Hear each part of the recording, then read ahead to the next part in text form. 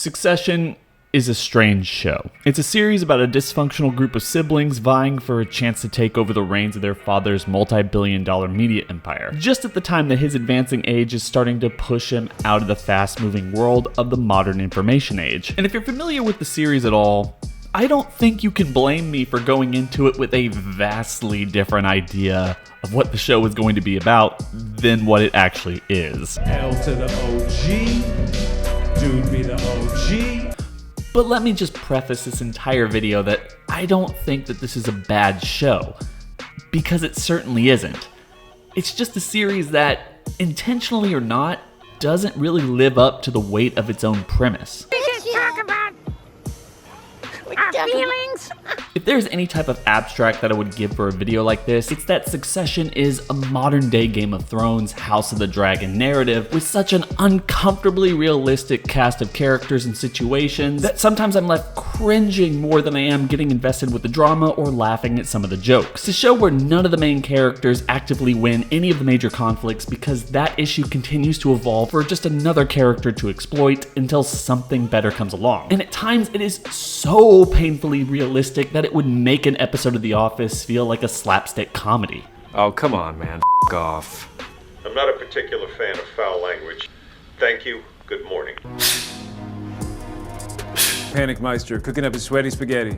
Yeah, they've hacked my AC. That's why it does kind of pain me to tell you that despite its flaws that we're going to be talking about in this video, it's definitely a series worth watching.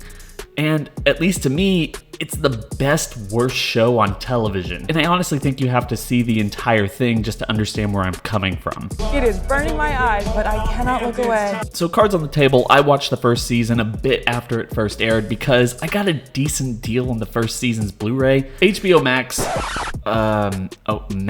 wasn't out at the time, and I wasn't going to subscribe to HBO on its own. Plus, I had just heard so many good things about this show, and it was still one of those times where most of the companies out there still believed in a legitimate home release instead of a subscription model that was made solely to siphon money off of their loyal viewership base. Anyway, the inability to buy season 2 on Blu-ray and the creation of HBO Max, Max, kind of gave me the incentive to quickly catch up and watch all the way to the end of season 3 right before the premiere of season 4. And even though I could sit here and pretty much fill up this entire video with a lot of really good things to say about this series, I'm not going to.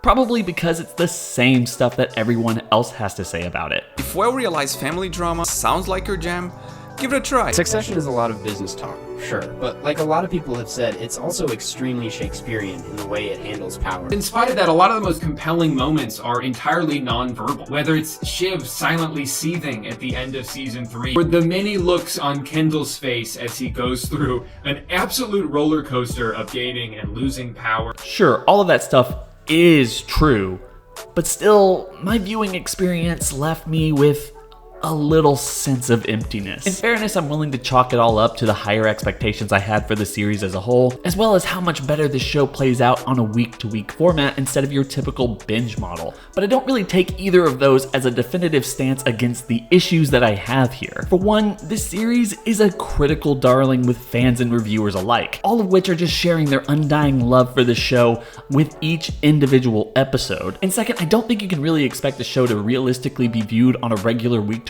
format after it's already aired and is already readily accessible on demand for anybody to watch. In fact, I would argue that most serialized shows actually benefit from the binge model as a way of drawing in newer fans to older properties. You mean me?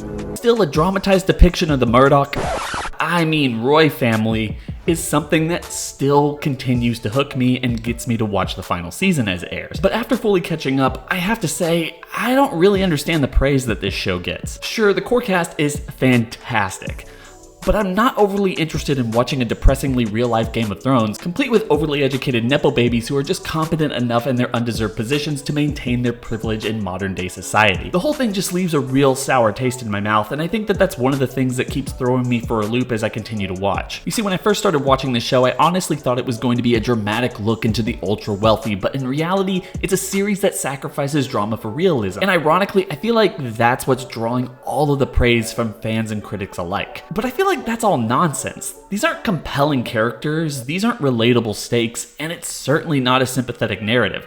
Nobody here is a quote-unquote good guy. I mean, it is possible that the subject matter here is perhaps painting my perspective. Call me strange here all you want, but I kind of find it interesting that it's easier to find sympathy for murderous psychopaths like Dexter Morgan or Joe Goldberg than exorbitantly wealthy ones like the Roys. Maybe that's because such vast amounts of wealth creates an inescapable brain rot in the minds of those who possess it, and that these type of people literally see themselves as superior to any other type of human being. And the way that these people live their lives kind of spits in the face of everything that we hold near and dear to society and the future of mankind. In general, greater wealth leads to greater self-focus and isolation from community. And as a person gets deeper in that hole, their beliefs get more and more skewed. Not towards like smartness or whatever, but towards gnarled, antisocial, anti-human dystopian beliefs. This is why Greg and Tom are the best characters in the show. Even though individually they're not the funniest of the bunch, I mean together for sure, but not individually, they're far enough away from the Roy family dynamic that their actions are at least a little bit more relatable than anything Kendall, Roman, or Shiv do in any given episode. But even with all that being said, I wanted to go back to some of my biggest issues with the series. For me, the most egregious of which is the show's pacing. This might be a little nitpick to some, but I feel like this is becoming a bigger issue in the day of modern streaming. Call me old-fashioned, but I feel like the ability to cut down a narrative into an easily digestible 24 to 45 minutes is becoming a bit of a lost art in this modern golden age of television. Seriously, I can't tell you how many times during my watch-through of this show where I just simply turned off the episode midway through because what they decided to put on screen just wasn't all that interesting. And honestly, I would call this more of a modern day problem with HBO shows, because historically it hasn't been particularly uncommon to see one of their shows produce a shorter form episode maybe once or twice a season. Not every episode needs to be an hour long on a service like HBO. So long as you get the point across, you can end it at like 35 minutes or less. But your average episode of Succession is around 55 to 70 minutes long. And that's just too self-indulgent for a series like this, in my opinion.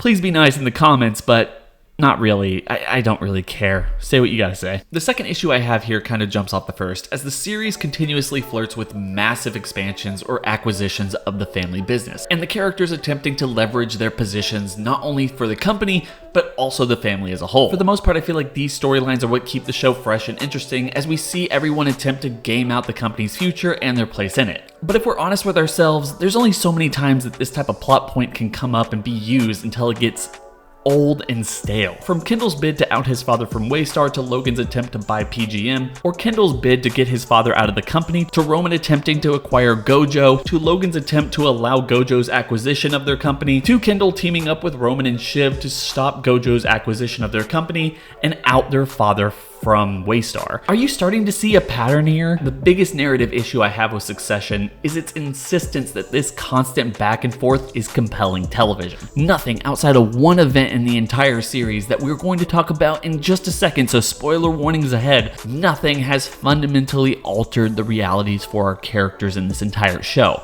Instead, we're just constantly positioning one character against each other until something new and interesting comes along. And yet, fans and critics alike have praised this show for 3.5 seasons as if it's groundbreaking television.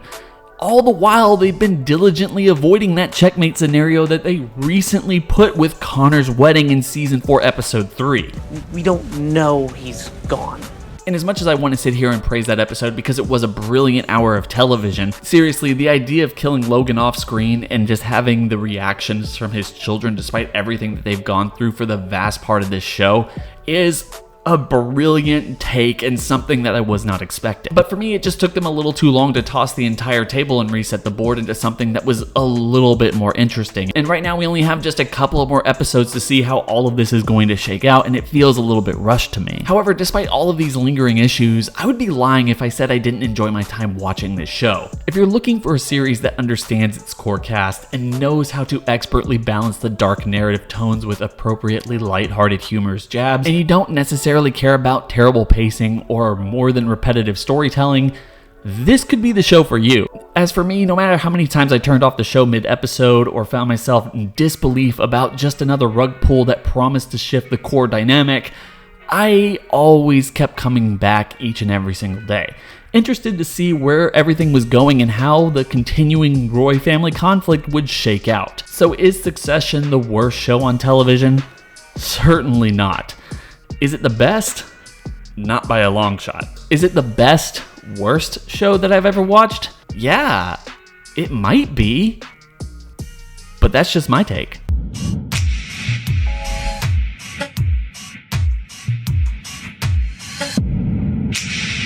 The KRW Network.